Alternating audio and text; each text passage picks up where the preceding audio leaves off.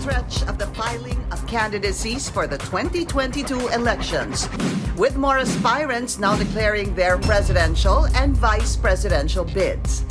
The senatorial race turning out to be a fight among veterans, returning politicians, and newcomers.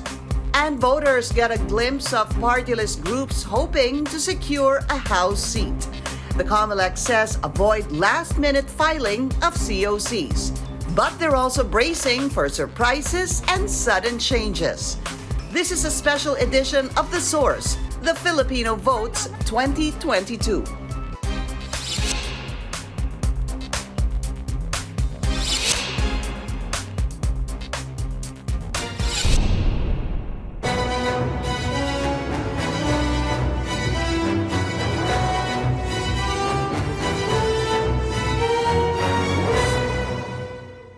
Thank you for joining us. I'm Pinky Webb. Today is the last day of the week long, of course, for the filing of the certificates of candidacy or COCs for the 2022 elections. Over the past few days, we've seen familiar faces, veteran and returning politicians, political rivals, newcomers, and even ordinary people wanting to win a national post. The COC filing has been different due to the COVID-19 pandemic. Stringent protocols were implemented at the Harbor Garden tent of Sofitel Hotel in Pasay City. Over 18,000 national and local posts are waiting to be filled.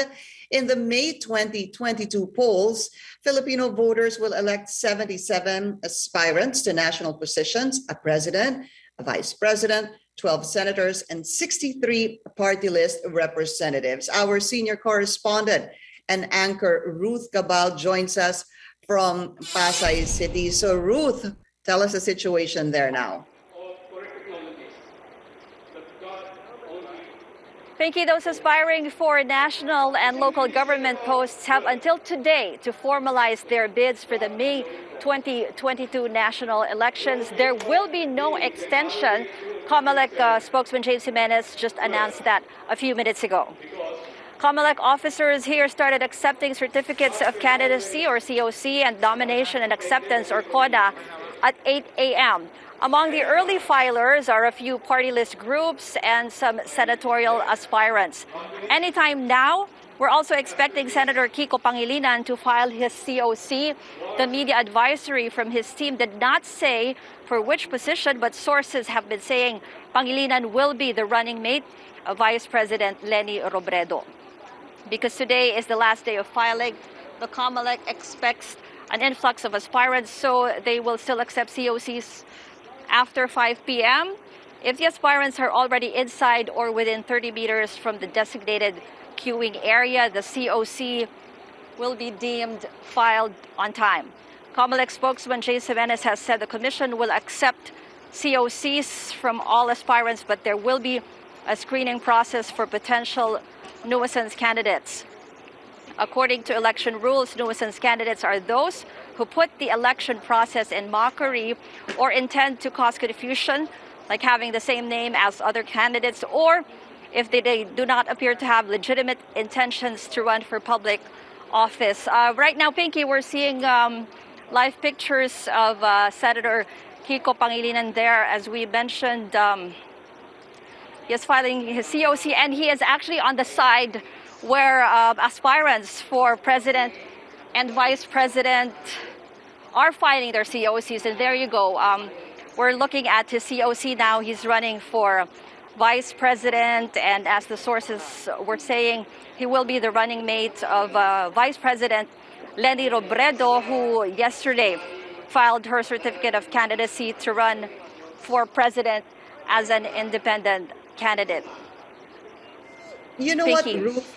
Yesterday, when the vice president announced that she was running for president, the question after that really was who was going to be her vice presidential candidate. And she did not make any mention kung sino ang kanyang magiging vice. But immediately after that, there were already reports, we have sources telling us, that it would be Senator Kiko Pangilinan. In fact, balikan natin yung pangyayari. No? I remember it was Wednesday, supposedly, that Senator Kiko Pangilinan was supposed to file his certificate of candidacy. And then that was moved to today. So looking back, no, balikan natin yon. Nagkaroon sigurado ng delay. I mean, one can assume nagkaroon ng delay because there were still possibly talks between the Senator Kiko Pangilinan, and Vice President Leni Robredo. Of course, let's remember, si Senator Kiko is the president, di ba, of the Liberal Party. And but also good to note here is that si Vice President Leni Robredo, when she filed her COC, she's running as an independent candidate, to which we need to find out bakit independent. So ayan, we're seeing Senator Kiko Pangilinan there. And the Vice President also. I think that's Vice President Leni Robredo, yes. Oo, yun yung tinitingnan ko rin kanina kasi I was trying to get a confirmation about it. And yun nga, Pinky, no, hindi pa talaga clear hanggang kahapon. And a few days ago, I remember, sinasabi pa ni Senator Kiko Pangilinan that he will actually file to run for re-election. At sinabi niya pa nga, yung mga isusulong niya, yung mga batas para sa mga farmers at sa mga mangingisda. So, katulad nga ng sinabi mo, there was probably a process of yung mga pag-uusap nga.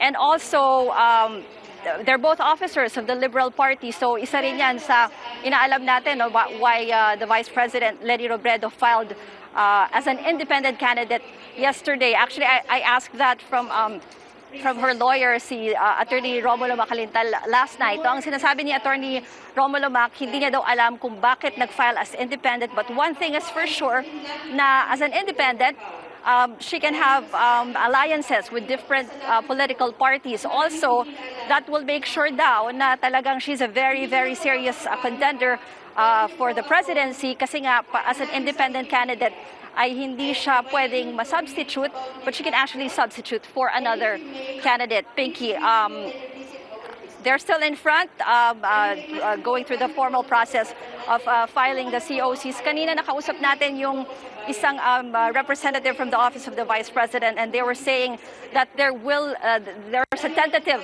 press conference that will be held after the filing. So we don't know if they will give a statement here or if that will be in another venue. Pinky. Yeah, the advisory we're getting, Ruth, is that there will be a press conference at 11 a.m. from the Office of the Vice President. And this is where even Attorney Romy Mac was saying questions on why she's running as an independent candidate and not the Liberal Party, under the Liberal Party. These are the questions that will be answered in her 11 a.m. press conference kung matutuloy yan. But ang nakikita natin nga ngayon is that the usual process there is that after they check, the Comelec officials check the papers of the aspirants, isa-stamp yan. Pagkatapos yan, stamp, pupunta sila dyan sa wall, hindi ba, Ruth, doon sa integrity wall na tinatawag. And then normally, nagkakaroon ng speech. Yun ang hihintayin natin. Magsasalita kaya si Senator Kiko Pangilinan mamaya. Kasi nga, since yesterday, since umugong na siya yung running mate, wala talaga tayong nakukuha na formal confirmation from the senator himself or from Liberal Party. Medyo may pahapyaw yung kanyang wife na si megastar Sharon Cuneta, but wala pa rin confirmation. So until what we saw today, yung filing ng mismong certificate of COC for Vice President. Thank you. Sabi ni Ruth, meron daw pahapyaw si megastar Sharon Cuneta. What we are talking about, because nakita ko din yan, Ruth, I guess what you're referring to is the IG account of Sharon Cuneta, hindi ba? Sabi niya, meron silang kakaharaping parang pagsubok, ang sabi niya. At sinabi niya, utos ng nakakataas. Hindi ba yun ang kanyang ginamit ng mga salita? Yes, So mamaya sana, hopefully we can learn kung ano talaga yung nangyari, behind the process, how they came up, how this tandem came about.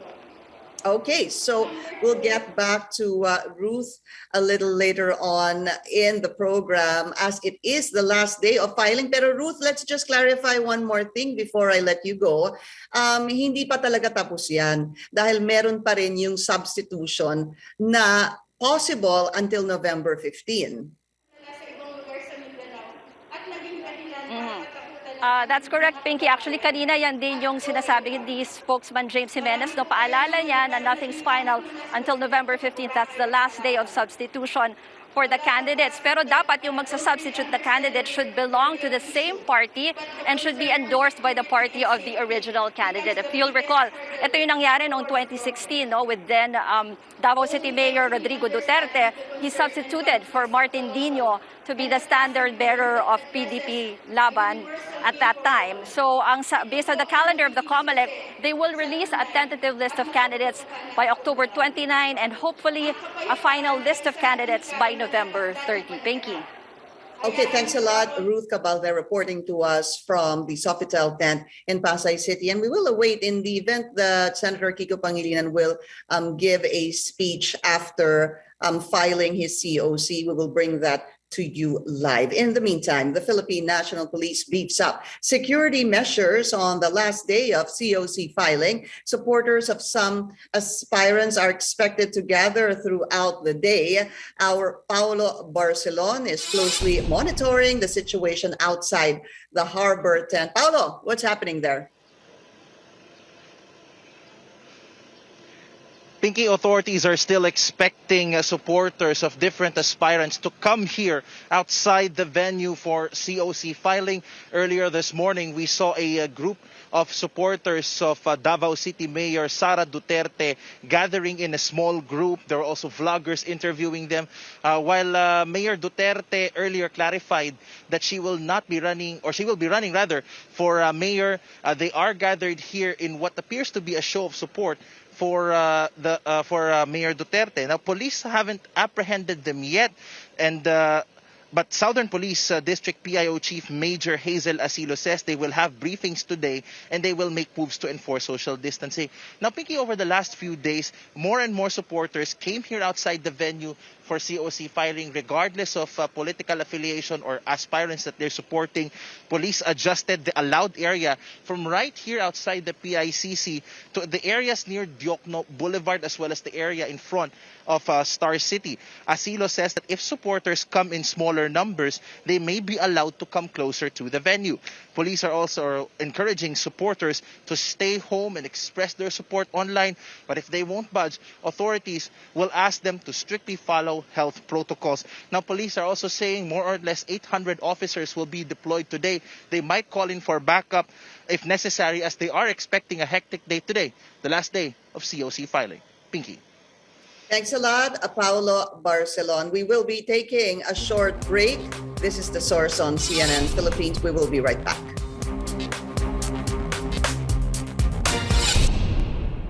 And you're watching The Source on CNN Philippines. I'm Pinky Webb.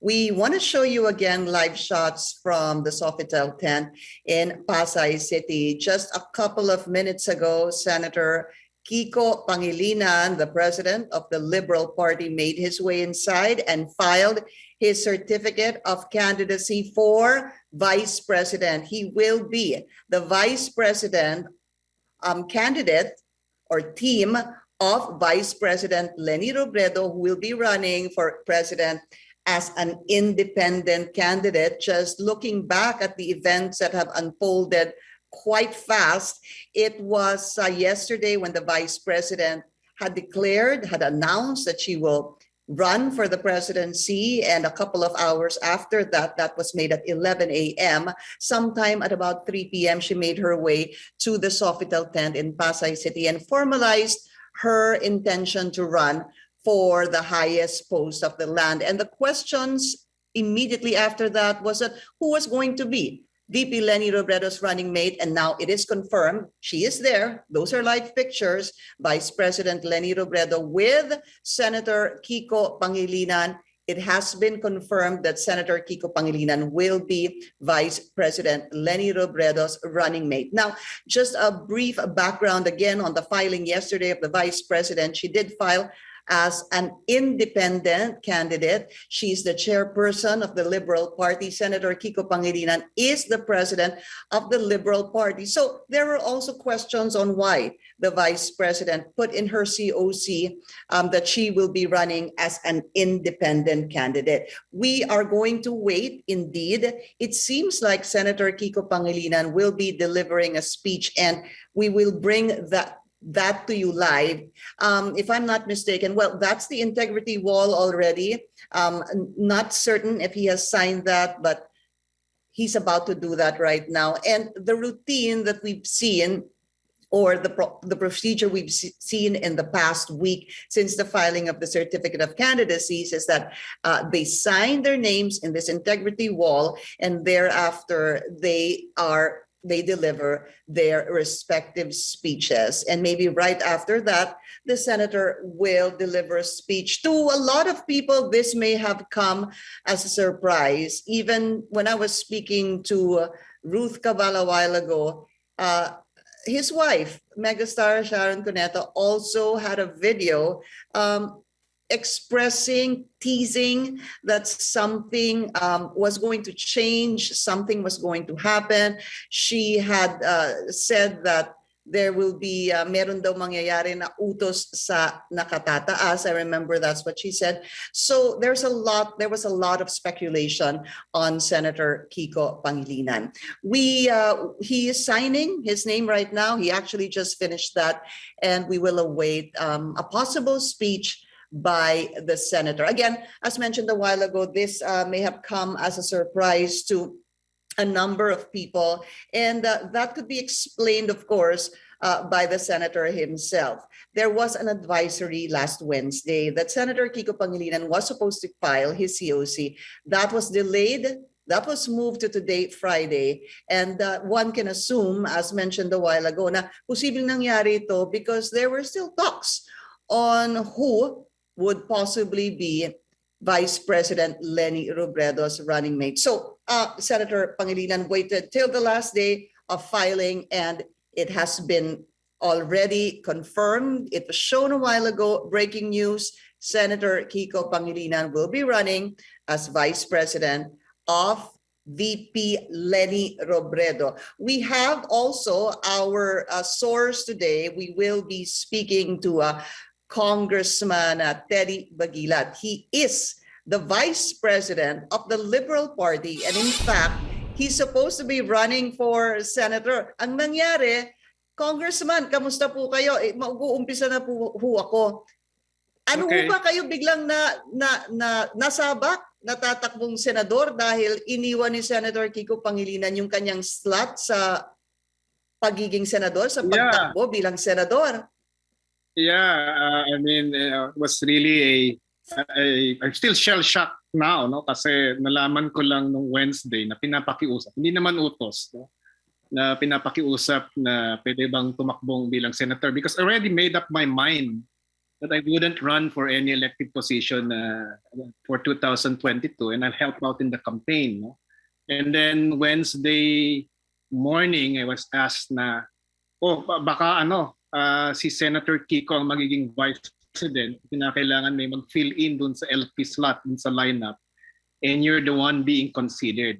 Among others. So, Opo. isang tulong, overnight reflection and discernment, and then the following day, nakonfirma na si Senator Kiko would run for vice president, which is really a big sacrifice on his part.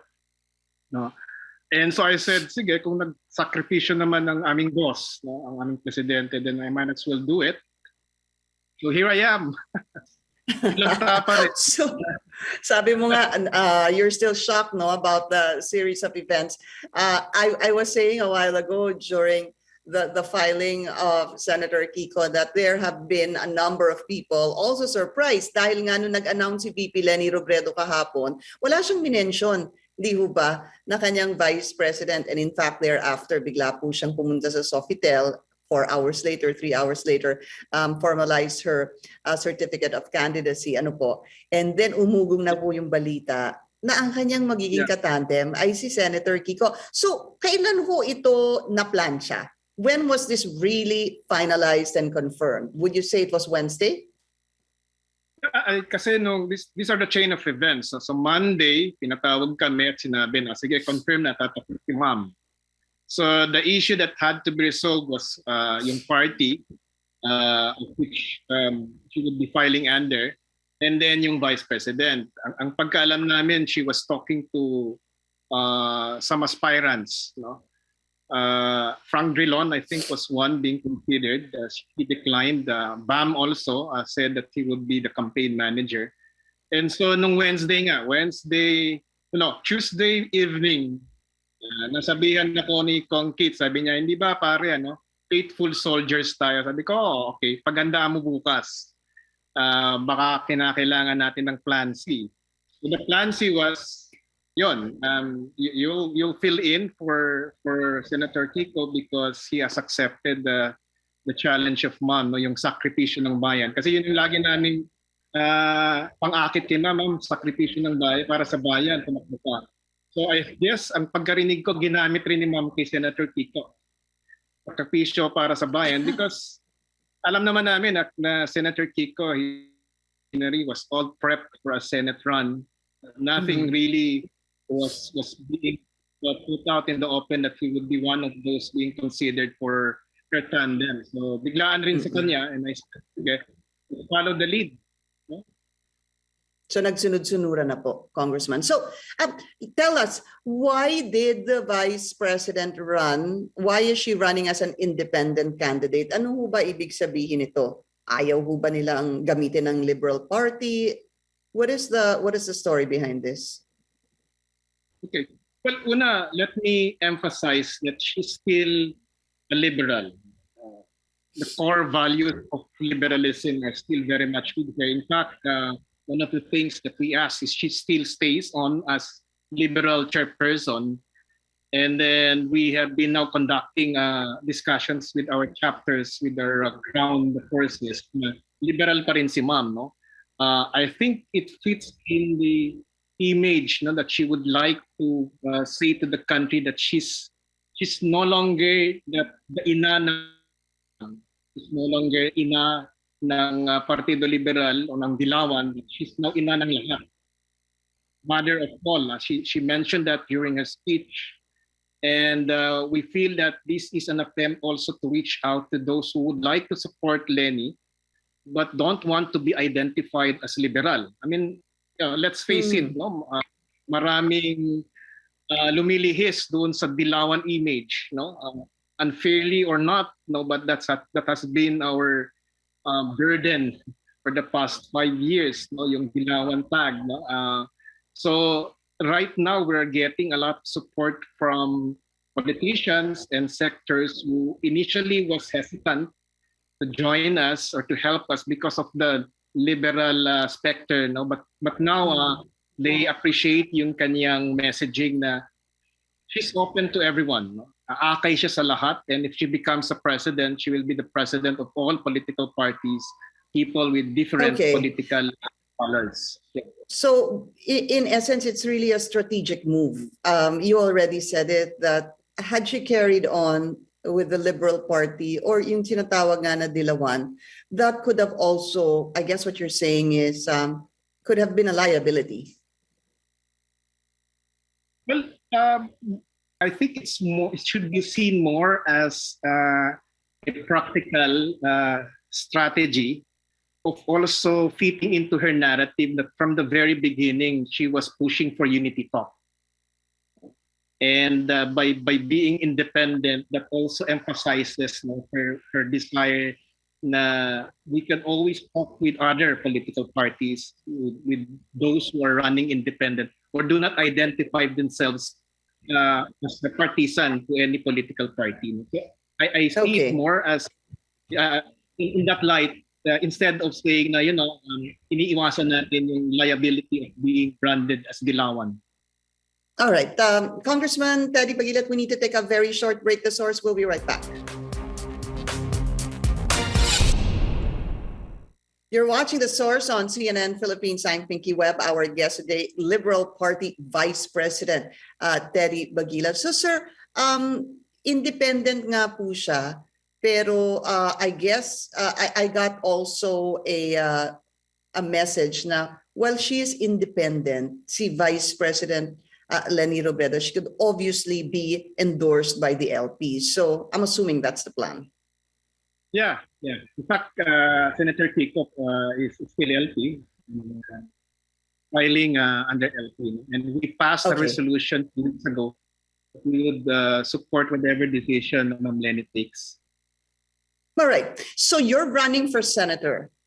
Sabi mo nga you had to fill in the position of Senator Kiko Pangilinan. Sino na ho ba yung sa lineup ninyo for senator? Right now, it's Sen Laila and myself, no, as LP members.